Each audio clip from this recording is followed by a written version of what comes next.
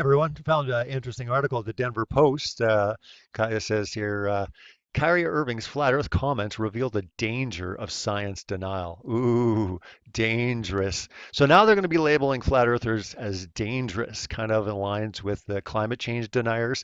I think this is going to be the term that they're going to start really using here in the next phase of coming against all of these type investigations. Science denial. You've heard Bill Nye, you've heard Neil deGrasse Tyson. A lot of these people are using the word science denial as being dangerous, and we have to get a grip on it. So let's get into the article here. NBA star Kyrie Irving recently claimed that the Earth is flat. People might comfort themselves by concluding that Irving is crazy or stupid. These conclusions obscure the real problems underlining Irving's flat Earth revelations. Humans are susceptible to this type of reasoning, and the current social climate enables those susceptibilities. To begin, let's dispense with the notion that Irving believes in a flat earth because he is unable to think clearly. Irving has quickly reached the upper echelon of his profession. Sure, basketball relies on athletic ability more than most professions, but it still relies on discipline, quick thinking, and teamwork. Besides characterizing Irving as insane or unintelligent is consistent with well-known tendency, particularly among Westerners, to attribute behavior to dispositional causes rather than situational ones. It is psychologically easy to assume that Irving believes the earth is flat because he has a serious cognitive impairment. It takes more time to consider the situational factors that might have led Irving to this seemingly bizarre belief. How does a sane person believe the earth is flat? To begin, this person is convinced by others that the earth is flat. Humans, characteristically, dislike being wrong, so subsequent challenges to this belief are interpreted in a conformatorial manner. Individuals can address evidence of a round earth with ad hoc hypotheses that are easily obtained from other flat earthers. The curve of the horizon is caused by undulations in the flat earth. Circumnavigation is just traveling in a circle. Each of these counterarguments further embeds the individual in the flat earth view. Finally, if the evidence becomes too condemning, one can summon a conspiracy theory that is impossible to debunk. Photographs from space are part of NASA's conspiracy. NASA maintains this conspiracy using money siphoned from the space budget to hide the fake moon landing.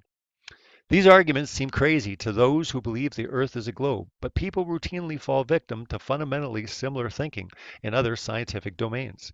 The evidence for man-made climate change can be attributed to the natural temperature cycles. Science's inability to detect the vaccination autism link are due to this stability in the effect. The scientific evidence is being distorted by Greenpeace and Big Pharma anyway. Irving's belief in a flat earth is just another pseudo-scientific development in a society that encourages this type of thinking. People and politicians frequently undermine science and science journalism by arguing that these groups are plagued with self-interest and deception. By doing so, the psychological discomfort that might accompany being wrong can be wiped away. One only has to buy into a conspiracy that explains contradictory evidence and then communicate with like-minded people or news sources. United States residents might think the idea of flat Earth is so absurd that it could never become a serious political concern. They shouldn't. Science educators fight this type of battle daily. The scientific evidence is that the Earth is billions of years old is nearly as convincing as the evidence that the Earth is round. Interesting. The United States has a vice president and several other politicians who nevertheless believe the young Earth or unwilling to contradict the idea publicly. Additionally, if the flat earth theory gains traction, its proponents could exert their influence upon the same tactics that have been developed by preceding forms of pseudoscience. Schools should teach the flat earth theory because not doing so is unfair. Students with religious concerns should be exempted from round earth teachings. Scientists who argue otherwise hate religion. If the United States does not change its anti-science ways, its residents might see the day where people challenge the round earth in a similar way. Well, we already are, big time. Oh, and if you think that this could not happen because the round earth is a scientific fact, you're wrong. One can argue that the round earth is a theory. And isn't a scientific theory just a theory? Very interesting. Very interesting. Well, like I said, that was from the Denver Post. And again, they're really trying to scare the public getting into science denial, or sorry, yeah, science denial. And of course, they're going to be linking two big topics that actually I'm going to be addressing in Scientism Exposed 2 coming out in November. So get ready for that. If you haven't seen Scientism Exposed, go to my channel or type in Scientism Exposed and watch the documentary. Scientism Exposed 2 will be out this November, but I will be touching on these other areas where the warning bells are sounding. Ooh, science denial. What are we going to do? Those two issues that they mentioned in the article, they got into climate change and they got into the autism vaccines link. Those two things I will be touching on because I think um, there's a greater deception going on with all of this. Sometimes people will focus just on the shape of the earth, or they'll focus on, all these specifics. And really, for me, it's about really exposing scientism for what it is. And it is, just like I said here at the end, a theory. One could argue that the round earth is a theory. It is a theory. It is not scientifically proven. It is not scientifically verifiable in any which way. There's contests that are just coming out right now to basically say if you can do an experiment that's verifiable, by two people to prove the either motion of the earth or measured curvature of the earth, there's going to be big prize money. And we're going to see how many people come forward with that. And I'm going to have to go on a limb here and say zero, because that's the fact. You start looking it up and find out conclusively that there are no experiments anywhere that have conclusively proven the movement of the earth or like I said, the curvature of the Earth as far as the 8 inches, in inches per mile squared. When you get into these calculations, I'm sorry, but when it comes to empirical science, and that's what we're about here, is about real science. So while they want to label, science deniers, it maybe should be scientism deniers because that's exactly what we are. We're scientism deniers. We love science. Science is great. True science, look it up, find out. But scientism, on the other hand, that's what we're going to deny. That's what we're going to go against, and it's building traction. And an article like this just goes to prove that they have nothing other than fear, intimidation, and going into really calling us crazy or stupid. Even this article starts off by saying, hey, this is your first reaction. You might be going to just say, crazy or stupid. But what's interesting is they say people might comfort themselves. So next time when you get called crazy or stupid, understand that this is a way, it's a coping mechanism for people to deal with it. And this is the number one way that they go because it helps them to comfort themselves by placing it all on the stupid, crazy people. People that want to go further into this, these are the ones that want to go deeper, and the reactions will be different from then on. But really, this is something that is major. It can't be stopped.